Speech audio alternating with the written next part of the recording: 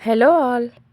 ரொம்ப சிம்பிளா, நல்ல டேஸ்ட்டான சுரக்காய் சாம்பார் 3 ஸ்டெப்பு தாங்க. ரொம்ப குயிக்கா எப்படி ஈஸியா செய்யலான்னு பார்க்கலாம் வாங்க.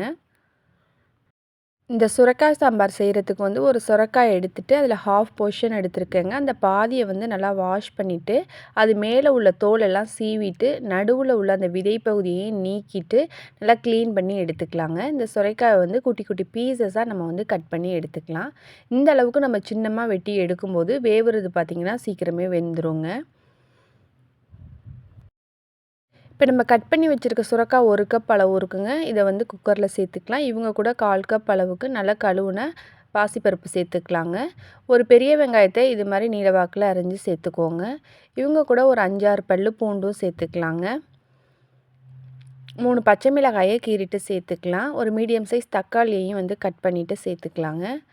1/4 டீஸ்பூன் பெருங்காயத்தூள் சேர்த்துக்கலாம். 1/2 டீஸ்பூன் மஞ்சத்தூள். இதெல்லாம் மூழ்கிற அளவுக்கு நம்ம தண்ணி சேர்த்துக்கலாங்க.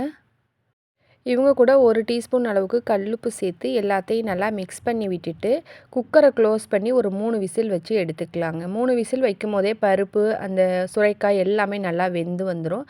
அதுக்கு மேலே வச்சோம்னா ரொம்ப குழஞ்சி போயிடுங்க. ஸோ இப்போ பார்த்தீங்கன்னா 3 விசில் வந்துருச்சு. இதோட ப்ரெஷர் ரிலீஸ் பண்ணுறதுக்குள்ளே நம்ம ஒரு தேங்காய் பேஸ்ட்டு அரைச்சிட்டு வந்துக்கலாங்க. ஒரு மிக்சர் ஜாரில் 1/4 கப் அளவுக்கு துருவின தேங்காய், இவங்க கூட 1 டீஸ்பூன் சீரகம் சேர்த்துக்கலாங்க. கொஞ்சமாக தண்ணி சேர்த்துட்டு கொஞ்சம் கொரப்பாக அரைச்சி எடுத்துக்கலாங்க. இந்த அளவுக்கு அரைச்சி எடுத்துக்கலாங்க. இந்த சீரகம் தேங்காய் கூட அரைச்சி சேர்க்கும்போது சுரக்காய் சாம்பார் நல்ல ஒரு ஃப்ளேவர்ஃபுல்லாக நல்லாவே டேஸ்ட்டாக இருக்குங்க. பார்த்திங்கன்னா ப்ரெஷர் எல்லாமே ரிலீஸ் ஆகிடுச்சு. பருப்பு அந்த சுரக்காய் எல்லாமே நல்லா வெந்து வந்திருக்கு. இவங்களை அப்படியே லைட்டாக மசிச்சு விட்டுக்கலாங்க. இந்த ஸ்டேஜில் நம்ம அரைச்சி வச்சுருக்க தேங்காய் பேஸ்ட்டை சேர்த்துக்கலாம். அந்த மிக்ஸி ஜார் கழுவுன தண்ணியும் கொஞ்சமாக சேர்த்துட்டு எல்லாத்தையும் நல்லா மிக்ஸ் பண்ணி விட்டு ஒரு 4-5 நிமிஷத்துக்கு லோ ஃப்ளேமில் நல்லா கொதிக்க விடலாங்க. இந்த டைமில் உப்பு பார்த்துட்டு உப்பு பத்தலைன்னா கொஞ்சமாக சேர்த்துக்கோங்க. எல்லாத்தையும் நல்லா கலந்து விட்டு கொதிக்க விடலாங்க.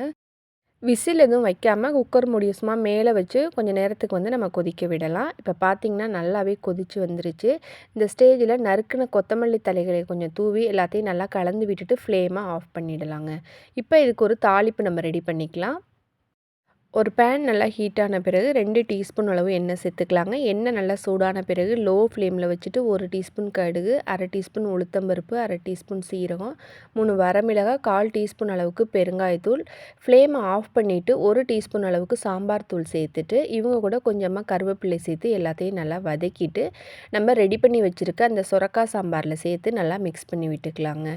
இந்த ஈஸியாக செய்யக்கூடிய சுரைக்காய் சாம்பார் சாப்பிட்றதுக்கு அவ்வளோ டேஸ்ட்டாக இருக்குங்க. சாதம் மட்டும் இல்லாமல் இட்லி, தோசைக்கெல்லாம் வச்சு சாப்பிட அட்டகாசமாக இருக்கும். கண்டிப்பாக ட்ரை பண்ணி பாருங்கள். கிட்னி ப்ராப்ளம் உள்ளவங்க, இந்த கை கால்லனா நீர் கோர்த்து வீங்கியிருக்கவங்க அடிக்கடி சுரைக்காயை உணவில் சேர்த்துக்கிட்டோம்னா ரொம்பவே நல்லது. நல்ல ஒரு ரெமிடியாக இருக்கும். ஈஸியான இந்த சுரைக்காய் சாம்பாரை நீங்களும் ட்ரை பண்ணி பார்த்துட்டு உங்கள் ஃபீட்பேக் சொல்லுங்கள். இந்த வீடியோ பிடிச்சிருந்துச்சுன்னா லைக் பண்ணுங்கள், ஷேர் பண்ணுங்கள். மறக்காமல் நம்ம டெல்டா சமையல் சேனலை சப்ஸ்கிரைப் பண்ணிக்கோங்க.